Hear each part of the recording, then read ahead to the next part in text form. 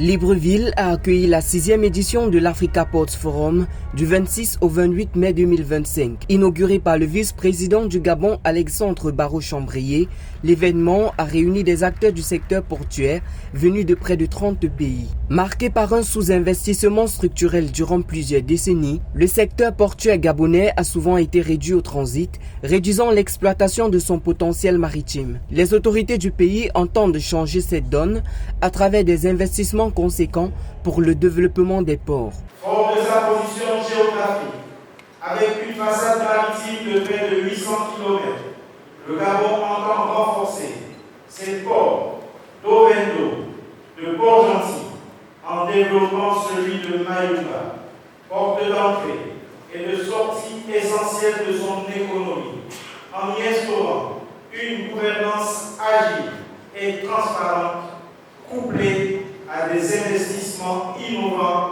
en matière de digitalisation et d'intégration logistique. Ces ambitions sont déclinées dans le programme Gabon Smart Ports 2030, porté par l'Office des ports et rades du Gabon, au Prague. Le modèle de gestion que nous promouvons désormais vise donc à équilibrer éducation stratégique et agilité opérationnelle. Une priorité immédiate qui s'impose étant donc la fluidification du passage portuaire par la mise en œuvre d'une colonne vertébrale numérique unifiée, intégrant tous les acteurs dans un guichet unique. À ce s'ajoute la mise en place des mécanismes d'harmonisation tarifaire, levier indispensable pour rendre notre système prévisible. Dans ce élan de réorganisation, l'Office des ports du Gabon introduit l'approche de spécialisation intelligente par corridor logistique.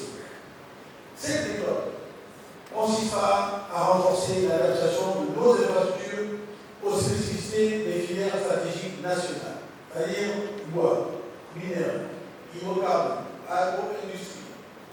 Non pas selon une logique de superposition, mais par un alignement dynamique entre potentiel économique et choix d'investissement logistique. L'objectif est de faire du Gabon un hub logistique de référence au service du commerce national et régional, un élan impulsé par l'agenda 2063 de l'Union africaine, construit sur des enjeux infrastructurels. Seulement, des efforts doivent être consentis de la part des pouvoirs publics pour que l'autorité portuaire nationale soit un véritable orchestrateur logistique plutôt qu'un simple administrateur portuaire.